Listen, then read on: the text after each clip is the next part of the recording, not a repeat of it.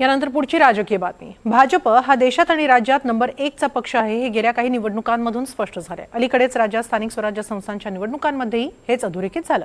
मात्र आता हा भाजप देशातला श्रीमंत पक्षही ठरतोय। गेल्या वर्षभरात भारतीय जनता पक्षाला मिळत असलेल्या निधीमध्ये तब्बल 68% वाढ झाली। आर्थिक वर्ष 2024-25 मध्ये तर पक्षाला 6654 कोटींचा निधी मिळाला। पाहूया भाजपची कोट्यवधींची भरारी।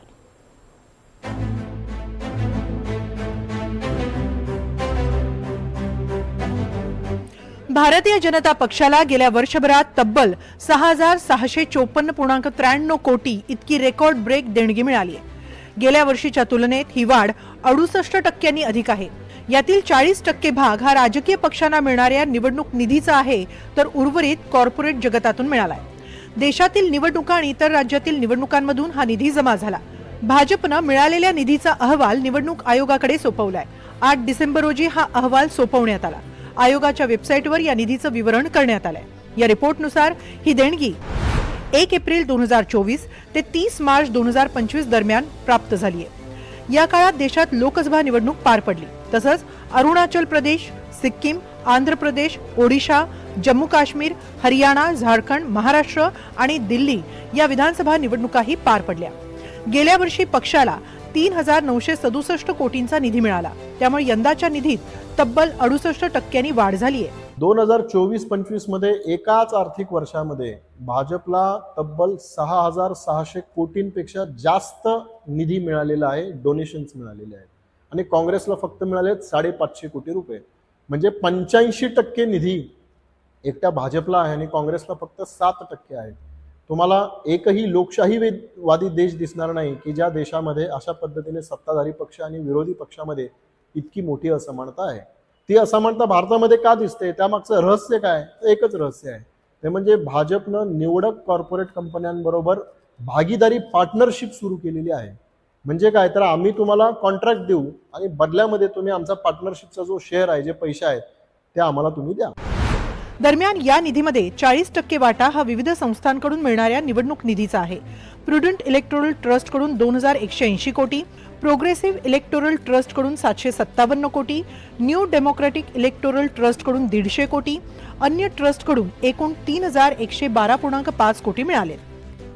उर्वरित रक्कम ही काही कॉर्पोरेट कंपन्या आणि इतर देणगीदारांकडून मिळाली आहे, अशी माहिती अहवालातून देण्यात आली आहे।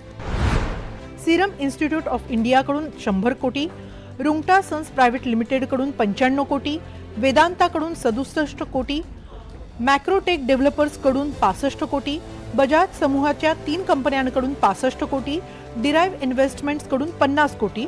या व्यतिरिक्त अहवालातून इतरही निधीची माहिती देण्यात आली आहे।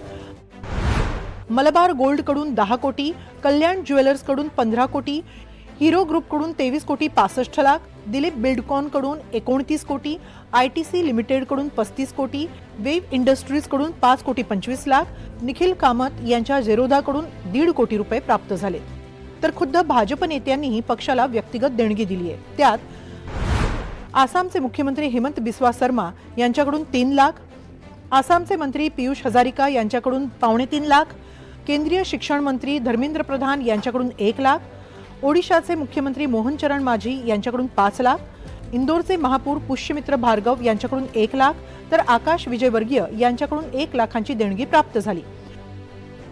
केवळ भाजपच करोडपती नाही, तर इतर पक्षांना मिळणारा निधी कोटीमध्येच आहे। अर्थात त्यात काँग्रेसच्या निधीमध्ये लक्षणीय घट झाल्याचीही माहिती आहे।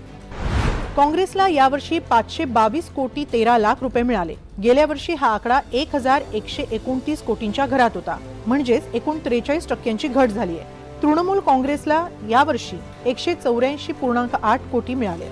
गेल्या वर्षी 618 कोटी मिळाले होते। BRSला 15 कोटी 9 हजारांची देणगी मिळाली। गेल्या वर्षी हा आकडा 580 कोटींच्या घरात होता। तर आपच्या निधीमध्ये यावर्षी वाढ झाली आहे। आपला यावर्षी 39 कोटी 2 लाख मिळाले। गेल्या वर्षी हा आकडा 22 कोटी 1 लाखांच्या घरात होता। TDPला 85 कोटी 2 लाख, गेल्या वर्षी 274 कोटी मिळाले होते। तर BJDला 60 कोटी मिळाले, गेल्या वर्षी 246 कोटी मिळाले होते। या वर्षाचं वैशिष्ट्य म्हणजे इलेक्टोरल बॉन्ड संपुष्टात आल्यानंतरचं हे पहिलंच वर्ष होतं। सुप्रीम कोर्टानं इलेक्टोरल बॉन्ड हे असंवैधानिक घोषित केले होते। गेल्या वर्षी राजकीय पक्षांना इलेक्टोरल बॉन्डद्वारे सुमारे 16,000 कोटींचा छुपा निधी मिळाला होता। त्यातील सर्वाधिक हिस्सा भाजपकडे गेला होता। इलेक्टोरल बॉन्डच्या माध्यमातून देणगी देणाऱ्यांची माहिती गोपनीय ठेवली जायची, त्यामुळे काळ्या पैशांचा यात वापर होण्यास चालना मिळू शकते अशी टीका होत होती.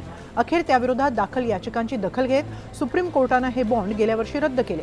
त्यानंतर आता यावर्षी राजकीय पक्षांच्या निधीची नवी माहिती उपलब्ध झाली आहे. अर्थात त्यामुळे निवडणूक हा कसा कोटींचा खेळ ठरलाय हेही स्पष्ट होत आहे. Bureau report, NDTV Marathi.